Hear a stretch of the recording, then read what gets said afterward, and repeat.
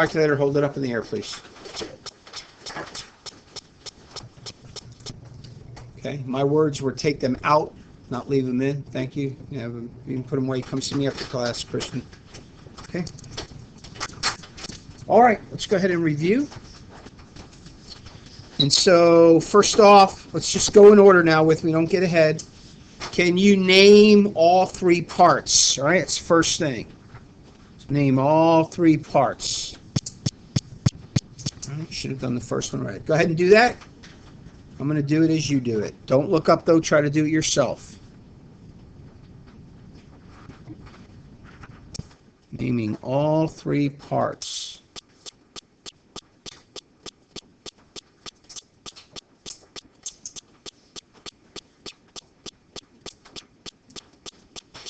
Right? Hopefully you said radical sign, everything under the radicand, and the part in the crevice is the index.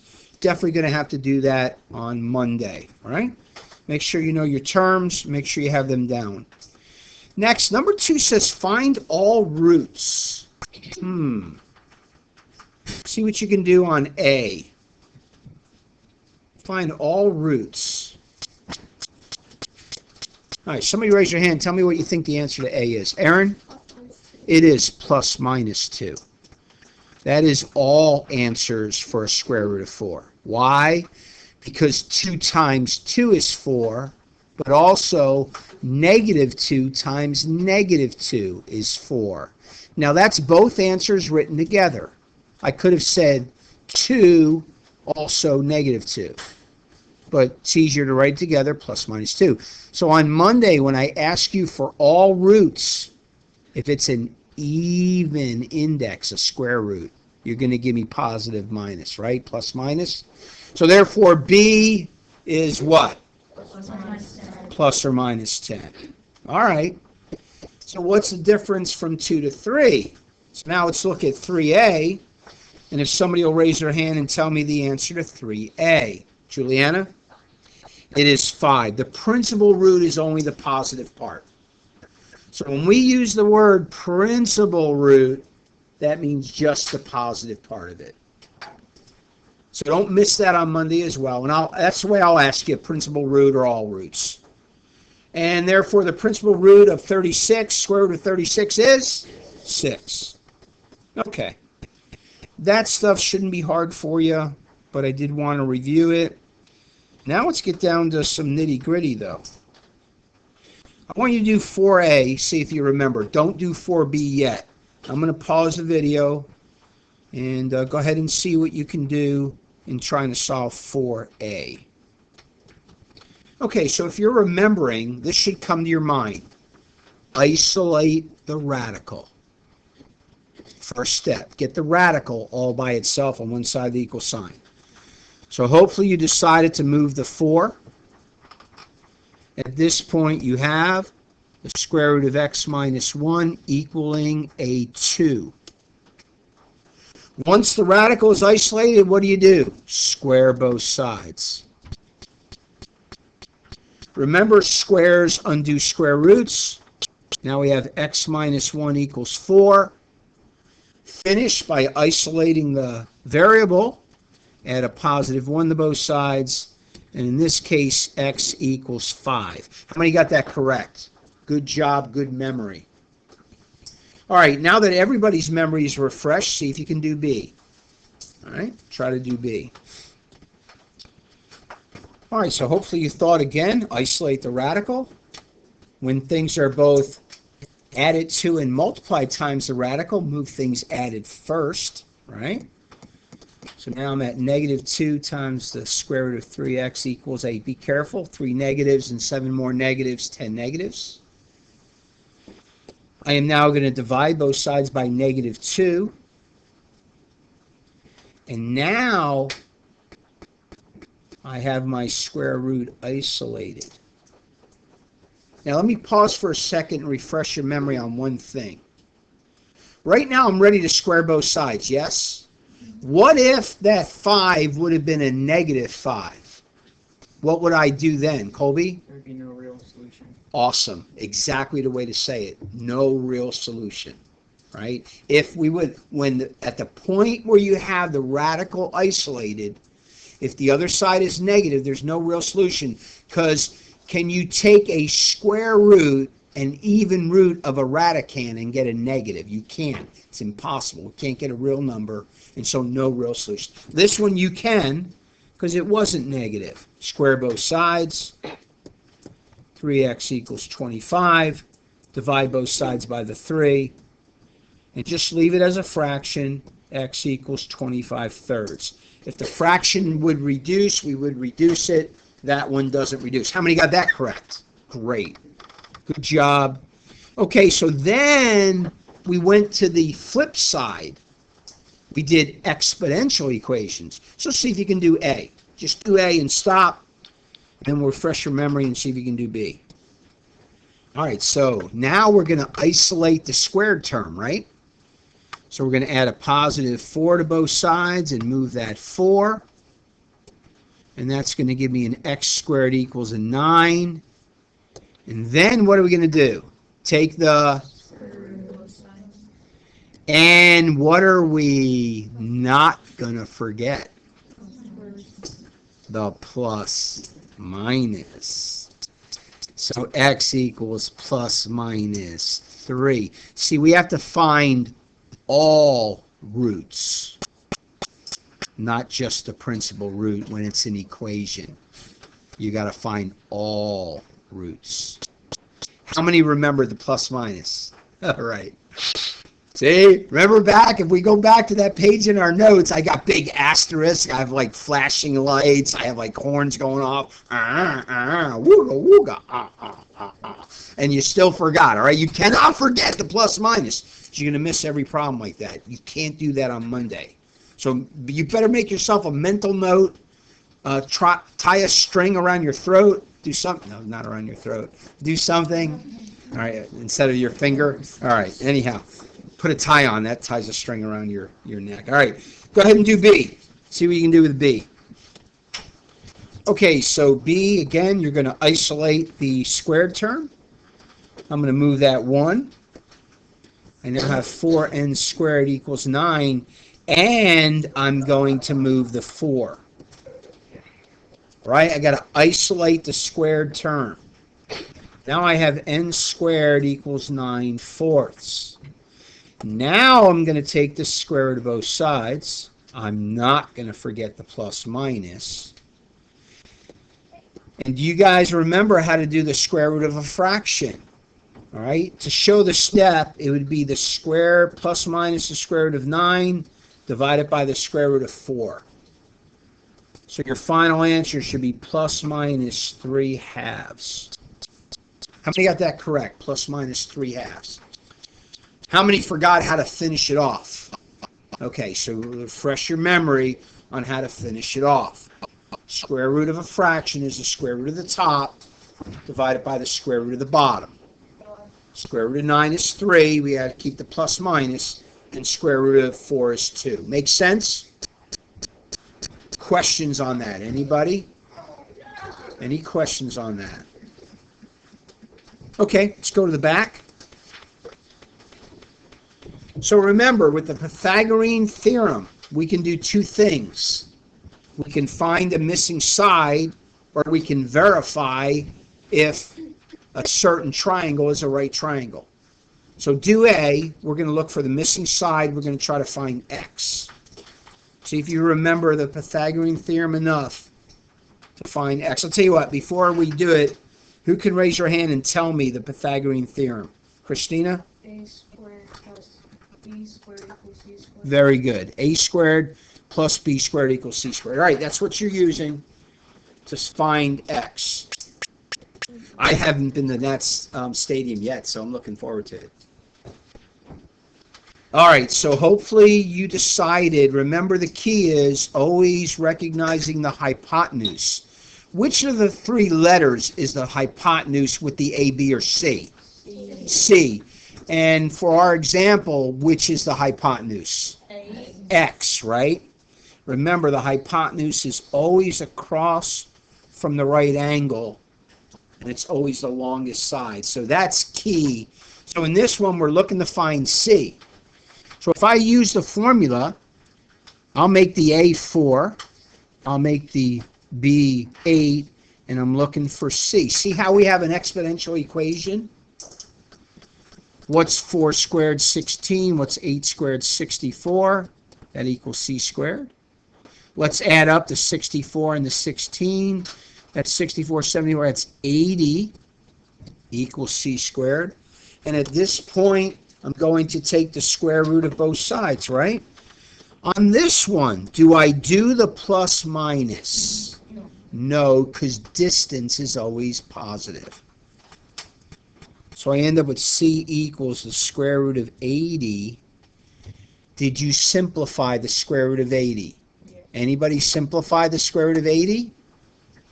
Right? We did do simplifying in here, did we not? So we're going to factor 2 times 40, 2 times 20. Do I have enough to get a 2 out? All right, there's a 2 out for those two 2's. I'm going to switch colors. 2 times 10. 2 times 5. Can I get another 2 out? Yep. And what's left in? Square root of 5. So the best answer is 4 times the square root of 5. Now that'll be a minor deduction if you don't finish by simplifying. That's the best answer. How many got at least the square root of 80? Okay, good. How many got all the way to the 4 times the square root of 5? Excellent, excellent. All right, that's good. If you can get square root of 80, that's good. Algebra 1 will definitely have to go all the way. And again, that'll be a minor deduction only if you can't go all the way. Sometimes that number won't even simplify. That would have been the square root of 37. You can't simplify it, you're done. All right, let's see what happens for B. Go ahead and find side Z. Go ahead and find side Z. All right, so this one, you can call Z either A or B, right? So if I do A squared plus B squared equals C squared, I'll call the Z the A. And the 6 has to be the B, right? Because the 10 has to be the C, right? You got to always know where that hypotenuse is. So now I have Z squared plus 36 equals 100. Isolate the squared term, right? Let's add a negative 36 to both sides. Z squared equals 64. Take the square root of both sides. Do I do the plus minus? No, because it's distance. Otherwise I would. And therefore Z equals class 8. By the way, that was a 3, 4, 5 triangle. Doubled. 6, 8, 10. It was double of A, 3, 4, 5. All right? How many got that right? Good. That's good. Awesome. Awesome. Okay, remember, we can also use the Pythagorean Theorem to verify if indeed a triangle is a right triangle. Use the Pythagorean Theorem to prove to me whether or not this is a right triangle. All right, so you have to show me your work to do that. Prove whether yes or no it is a right triangle. Right triangle. Nobody thinks it's a right triangle? Really? Well, we know we're going to use the Pythagorean Theorem, right? A squared plus B squared equals C squared. And we know the 11 has to be the C, right? The biggest one is always the hypotenuse. 6 squared plus 9 squared. 6 squared is 36. 9 squared is 81. 11 squared is 121. 81 and 36 is 117. It's close, but it's not. So it is not a right triangle. Okay? And again, that's how you'd show it. Agreed? Any questions on that, anybody? Pythagorean Theorem. All right, great. Well, now we got to add, subtract, multiply, or divide, and simplify when possible. So now you have to, in this section, you got to think, what am I doing? Am I adding? Am I subtracting? Am I multiplying? Am I dividing? And remember, we do them differently. And in all that, you got to simplify. All right, so try A and stop there. All right, again, you may not have had enough time to finish, but hopefully you said that's a 20, and therefore this radicand is a 25. And the square root of 25 is? So that front one is a 5. Hopefully you said the square root of 4 is 2, and now we have a negative 7 times 2 for a negative 14. For a grand total of negative 9. Anybody get negative 9? Good job. You notice your mistake. Those of you that missed, notice what kind of thing got you so that you don't make that mistake again. Any questions on that one? Okay. Well, that one involved all simplifying. In B, not so much. See if you remember how to do B. So hopefully this is going through your mind. Adding radicals is just like adding like terms. So this is a square root of 3, and this is a square root of 3. I can add them. A negative 4 of them and a negative 1 of them is a negative 5 of them. Can I add a square root with a cube root? No. That's the answer. Negative 5 times the square root of 3 plus 5 times the cube root of 3. How many got that right? Wow, good. Good memory, good job. Good job. And so that's the situation. All right, now C is multiplication. A little different. See what you can do with C. Remember, you got to simplify. And I'll give you a hint. Don't be a bum. Okay, so my hint was don't be a bum, because remember, on these you can S-bum, simplify before you multiply. How many of a certain factor are we looking for when we do these? 2, right? Because it's a square root. So what's a 6? 2 times 3.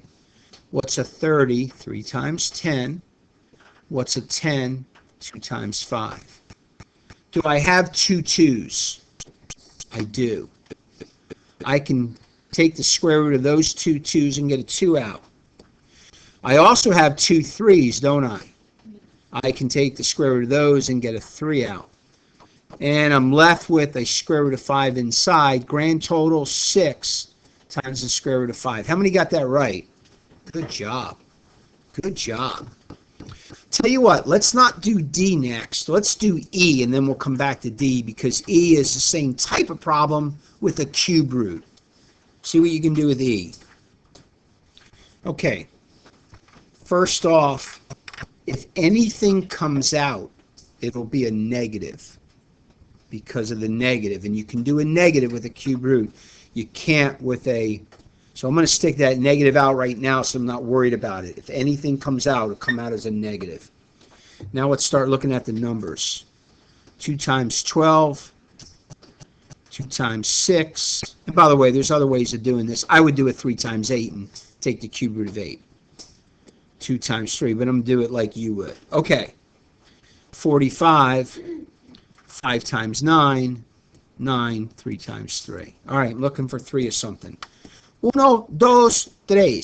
All right, I can take the cube root, I get a 2 out. See, we're going to use that negative. 1, 2, 3. All right, I can get a 3 out. And again, what's left this time is a cube root. Don't forget your index, a 5. Final answer, this one, negative 6 times the cube root of 5. How many had that? Good. Did you notice now what got you? So you don't make that mistake next time. Don't let the negative get you. And just keep track of your stuff. We S-bum, simplify before we multiply, and we're good to go. All right. The last one. See what you can do with that. See if you remember. And our time is short. Yeah, bell's going to ring a little bit. What do you got, a couple minutes? 3 minutes. 3 minutes? Okay. See what you can do with that. Okay, you may not be done with D, but hey, you know what the trick on this one is? Don't split it up first. Reduce it first. A 14 is a 2 times 7, and a 50 is a 2 times 25. You see how that fraction reduces? So now when you split it up, you get the square root of 7 divided by the square root of 25. Can we do anything with the square root of 7? Not if we want an exact answer, so we'll leave it. We could punch into our calculator, but we want an exact answer. But the square root of 25 is 5. Anybody get the square root of 7 over 5? Awesome. Great job. All right, that's the review. Test on Monday.